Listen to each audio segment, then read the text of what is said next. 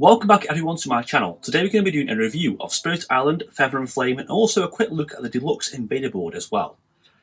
So Spirit Island, Feather and Flame is the latest expansion for Spirit Island. If you don't know, Spirit Island is a cooperative game of settler destruction, where you take on the role of a spirit, or a god or a deity, and your job is to protect your land from invaders, push them back, use your cards, upgrade your spirit to grow stronger, repel the invaders, generate fear, and save your land from destruction and being ravaged.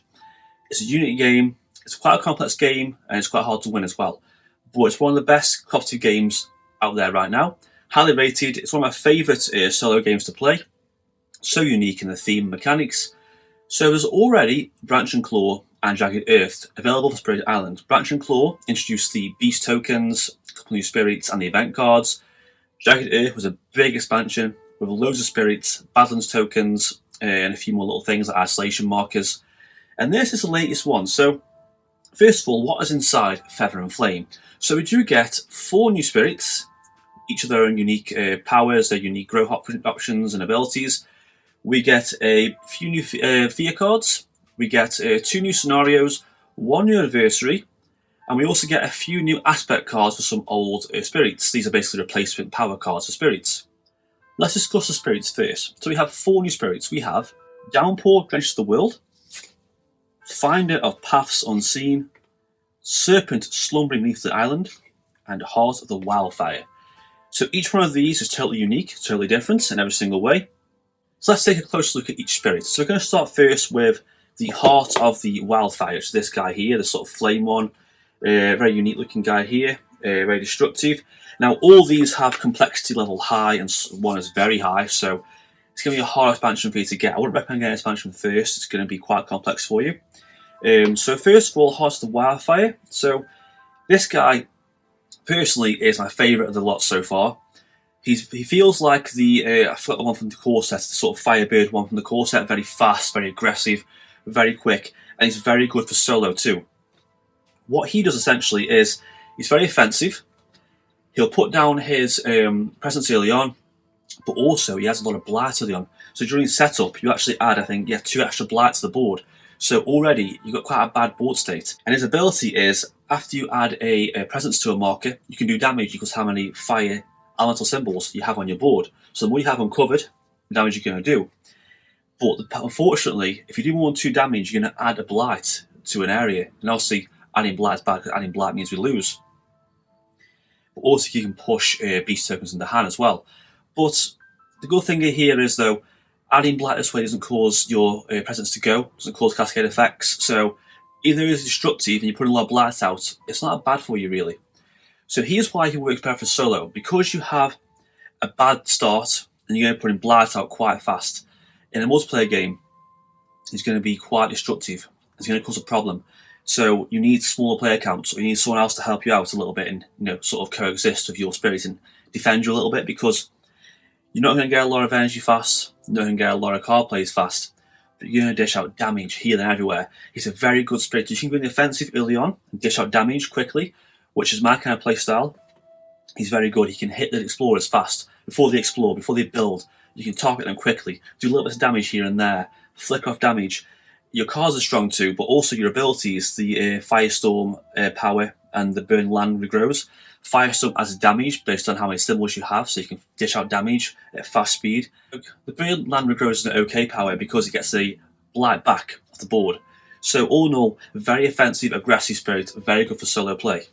The next spirit is Serpent Slumbering Beneath the Island. This is a slower spirit. If the first one, Heart of the Wildfire, was a fast spirit, this is a slower version, which is a very complex spirit because it requires you to sort of hang back, have patience. The early game is going to be slow. Yeah, you start with 1 presence. You're limited to 5 presence per the island. You can't grow as fast. You've got to hang back a bit. You can use your absorb presence power to sort of move presence across and get more presence out. For his growth, you have to pick 2 options. So he can grow quite fast. The great thing is that you need this because at the end of his track, you see there, you can get 12 energy and also play up to 5 cards and reclaim 1 every turn. If you can hang back and just defend yourself, absorb presence, dish out your, across the island, your area of control. He is a slower spirit. He awards patience and care and hanging back and checking out the area, defending beyond the defense, waiting, biding your time, and then when you get a 12 energy, you get 5 card plays, unleash major powers and just devastate the island, which is a very hard spirit to use. The next one is Downpour Drenches the World. And this is a very unique spirit. I love the artwork. It's like a sort of two-headed bird with a sort of lovely purple-blue colours, the sort of love heart stomach. I like birds anyway, so it's a nice spirit for me. This is much like the Ocean's Grass one from the core set, a very water-heavy spirit. Focuses heavily on the coastal areas and wetlands. As it's not as hard to use as a Serpent was. You can add presence quite fast, lock your trap quite quickly, and you get a lot of elemental symbols across there. So you can find power cards with those symbols, you can do a lot of effects. He's kind of defensive a bit as well, he just hang back a little bit, much like the Serpent does. But he can reclaim powers quickly and reuse abilities on cards. For instance, his Pour Down Across the Land power lets you repeat an land targeting power card by paying its cost again. So you can play a card and then repeat the process again. So he does let you reuse cards. Basically, you can just hoard cards with this guy, hoard cards, spread out, then just keep playing them and pinging cards. As long as you can afford the cost, he's a very good spirit. The problem is though, he just doesn't get energy quite fast, so it's quite kind of hard to use. But Hot the Wildfire are the best so far. This guy's the second best, I think, for me. The last spirit is Finder of Paths Unseen. I do like the spirit. It's a little bird. It's like a hummingbird. It's nice. This is a utility sort of spirit, controlling, very complex, and probably the hardest to use. I wouldn't recommend this for solo. This is probably the worst spirit to use for solo you probably get. It does not work well on solo. It can move invaders quite easily, and harm and presence and beast tokens. But it makes sort of invader safe zones. It can isolate easily. It can't destroy invaders quite quickly. It needs to hang back a bit, control them, spread out the invaders, isolate lands, hang back. You can actually change the topography of lands. You can make a wetland, a mountain, or something else to help other players for certain powers. So he has a very good supporting character. But unfortunately, in solo, it doesn't quite work this way. I do like how his growth options are sort of zigzagged across there. You go back and forth, you can get different ones. He's not bad to use. It can isolate, which is a great ability. But isolating on yourself isn't that great if you're not aggressive. If you can't deal damage and get fear. Isolating target lands isn't that great, unfortunately. But I think in a multiplayer game, it's a very good spirit. We also get an instruction booklet. We also get the cards for each of the spirits. Of course, again, the artwork on these cards is fantastic. I love the Spirit Island artwork. It's all epic, end of world, gods destroying land and everything on fire and mountains crumbling, oceans rising, tsunamis, hurricanes, elemental effects. It's all really cool. We also get in here as well the adversary and scenarios. So we get 2 scenarios. We get varied terrains and diversity of spirits. Varied terrains is an easy scenario. It's not too hard to use. It basically affects lands differently. You have to put this on a side. It'll change how lands work. So, for instance, mountains may hide gold. So, when they explore, you add an extra one when exploring mountains. The jungles, when they build one or more in the jungle, add a blight there. So it's not too hard to play with. It just makes a bit of extra variety and extra spice in the build options. So, for instance, the sands here is always cascade. At the setup, you always cascade as if presence was there. So it's a tricky scenario, but not too hard. Now this one is a very weird scenario, diversity of spirits. Now why is this weird? This is weird because the rules for this are quite strange. You can't quite communicate with fellow players in multiplayer. That's right. It actually says here, for planning and discussing strategy, spirits may not use any language shared in common at game start, and may not look at each other's power cards in the spirit phase. You can use normal phrases like "to fear please," and describe what you are doing, as in "I destroy this town." Rules questions, out of game, and chit chat, i.e., "could you grab me a drink?" It says that here. Keep the game flowing. The restriction applies to coordination and planning. It actually has a set of actual rules here, but you can't. These are things that are fine. So, gestures, evocative noises, and body language is okay. So, that will be okay. I can point at lands. I can point at events. I can nod, shrug, and give thumbs up and emotions. What makes communication too easy? Don't point at things. Don't indicate precise pieces. It's a weird scenario. It's one of those scenarios where it's like a sort of joke scenario in like a multiplayer game. Also, you can't play a scenario solo; it won't work.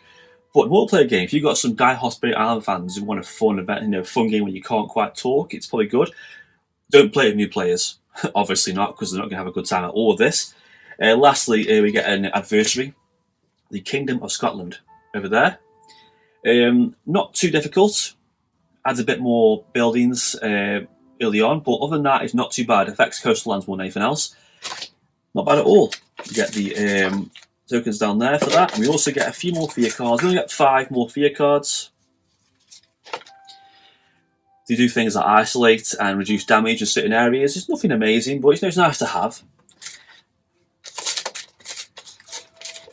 And we also get these aspect cards. Now these basically go over the side of other spirits and change how their powers work and their abilities. I mean, these are great if you play the game quite a lot, but personally, I don't really use these because there's so many spirits in Spirit Island, there's so many different abilities, I kind of lose track of which ones are which. I mean, if you've got ones that are your favourite, a couple of spirits that you love to play, these are fun because they do change a little bit. You can change how spirit plays, which is quite nice. If you like the spirits, you want a different variety, change the abilities a little bit. But other than that, I don't use them, but it's nice to have, I suppose. So obviously, the first question is, where does this rank in expansion order? Personally, the best expansion for Spirit Island is Branch and Claw. Hands down, it's the best expansion you can get. Quite cheap, but adds enough. It adds great new mechanics to the game. You got 2 new spirits, you get the event cards, you get some more scenarios and adversaries, you get the beast tokens. The beast tokens alone are fantastic. These little tokens here are just so good to play with. I can't actually imagine playing a game without these now. So, you know, this expansion's good when it adds some new things. That at first, when I think, oh, it's too much, it's too confusing now, I don't understand how I'm playing this game now, it's changed everything. But now, playing Spirit Island without these won't feel right for me. So, Branch and Claw is the best expansion to get. So, it's between Jagged Earth and this. So, Jagged Earth is a big expansion, has a load of spirits, Badlands tokens, which increase damage, and a few new things like isolation markers. I think if you love Spirit Island, and you want to play with 5 or 6 players, if you've got a Death Wish, you could try that. That's probably the best bet for you. But if you're more of a casual player, or you don't want to dash out a lot of money for a load of more content, or you just want a few more spirits, just a few more, and maybe go for this. Problem is though, all spirits in here so far are really hard to use, quite confusing. It's only really hard the Wildfire and the Downpour one that I've quite enjoyed playing with. The rest have been quite hard. I have only played them solo though so far, so I can't quite comment so much. For the price though, you do get a decent value. It's cheaper than all the expansions. You get 4 spirits obviously and a few new little things. It is worth your money. It's definitely worth your money. Is it essential? Probably not. If you're going to get one expansion, get Branch and Claw. This is great, don't get me wrong, it's a good expansion. It's fun. It adds, spirits, but it doesn't add anything else. But at the same time, I wouldn't want anything else. I wouldn't want new mechanics, because Spirit Island's a complex game as it is. There's a lot of things at once in Spirit Island. I don't want to add too much to it. So this gives me kind of what I want, just a few more spirits. I wish I had a few more event cards or something, or maybe a few different power cards or something to add to the mix. But other than that, it's fine really. It does what it needs to. Worth your money? Definitely. Essential? Probably not. Branch and Claw is better than this, definitely. So Branch and Claw, and then if you play the game a lot and you want a bit more content and you love the game, Jagged Earth, it's a lot of money. Well, it's a bit expensive than this anyway, so twice the price of this, but you get more than that. And the spirits in that, in my opinion, are better spirits than this. There are more fun spirits in there, more fun to use, and different players will find ones they like. There's at least 3, I think there's 10 in there, and about 3 or 4 I know I definitely love straight away from playing to the first playthrough. It's a good expansion, decent for the price, but not essential. So let's briefly discuss the Invader Board at the end of the video. So I brought this because I just love the game so much and I wanted to see what the Invader Board was like. It was quite cheap. So basically it's a giant board where you have slots for your fear and all your cards, your event cards, your Invader cards, your major minor power cards, and you've got slots for the discard piles too. Lovely artwork in the centre. The big giant thing in the middle, 2 gods sort of fighting. I love that artwork. But much like this, it's not essential. In fact, unless you play the game to death and you love the game as much as I probably love the game, I wouldn't get it. If you like Spirit Island, you can play it quite a bit. And you think, yeah, it's quite a fun game. I like playing every now and then, or I quite enjoy it. I wouldn't get it. If you love the game, you play all the time, you play it weekly, I go for it because it's just nice. It's a nice little organisational thing for your cards. The only thing I say I don't like is there's no space for scenario and adversary cards on the board, which is kind of weird. There's everything else, but they aren't there. And it'd be nice if they were there. You could just easily put them at the bottom. You could easily make that middle bit a bit smaller and push them at the top or push that middle bit up. You've got a big space at the centre there for generative Thea, and especially when I'm playing solo, there's only going to be 4 tokens there at max. I don't need a lot of space, so you know it's like the expansion here. It's not essential, but it's worth it for a die-hard fan. So all in all, to summarise this review, Feather and Flame and the Deluxe Invader board are good expansions. They're good, but they're only for the die-hard fans. There are better things to get at Spirit Island. The core game alone is fine. The core game alone is fine. It's plenty. Unless you absolutely love the core game, I wouldn't get expansion for anything really. But if you love the game, you want something for it, I go for Banshee and Claw. And then I put Jagged Earth. It depends what you want to spend. If you want a lot of money, if you love the game, I'll put a bit more into it, Jagged Earth. But I'll go for this, it's fine. But this mostly works well in multiplayer. Play these with solo, I find them a bit hard to use. They work better in slower, longer games. Quick solo games, they get outnumbered and outgunned quite early on. And that is it for this review. Comment down below any questions about this expansion, or Spirit Island in general. If you want to see a playthrough of one of these spirits, comment down below as well. I'll happily do a playthrough. I won't use the bird though, I'm going to use the Heart of Wildfire because that's a brilliant spirit to play solo. And that's it for this review. Look forward to more videos coming soon. I am getting close to working on the top 10 cosmic horror movies. It's taken me a long time to do this video, but I'm looking forward to that coming out soon. Should be next week. And that is it. So like and subscribe if you can, and thank you for watching.